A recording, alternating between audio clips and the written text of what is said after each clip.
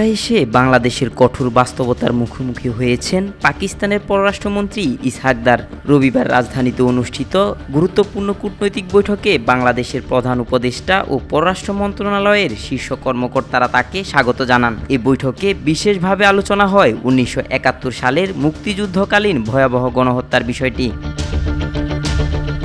বাংলাদেশের পক্ষ থেকে স্পষ্ট জানিয়ে দেওয়া হয় ১৯৭১ সালের গণহত্যার দায় পাকিস্তানকে স্বীকার করতেই হবে, ক্ষমা চাওয়াই যথেষ্ট নয়, স্বীকারোক্তি হবে সম্পর্কের ভিত্তি।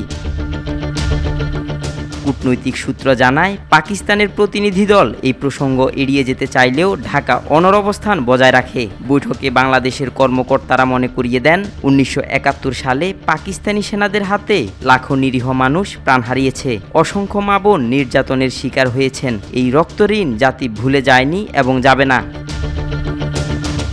অন্যদিকে পাকিস্তানের পররাষ্ট্রমন্ত্রী ইসহাক দার বাংলাদেশের সঙ্গে দ্বিপাক্ষিক সম্পর্ক জোরদার ও অর্থনৈতিক সহযোগিতার প্রস্তাব তুললেও বাংলাদেশের তরফ থেকে স্পষ্ট জানিয়ে দেওয়া হয় অতীতের দায় স্বীকার ছাড়া ভবিষ্যৎ এগোবে না।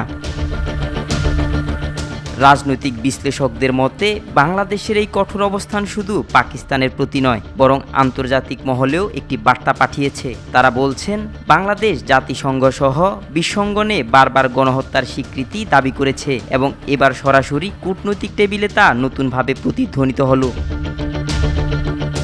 জনগণের চোখে এটি কেবল একটি বৈঠক নয়, বরং ইতিহাসের প্রতি দায়বদ্ধতা পুনঃস্মরণ। দেশের অভ্যন্তরে এ নিয়ে সাধারণ মানুষের প্রতিক্রিয়াও প্রবল।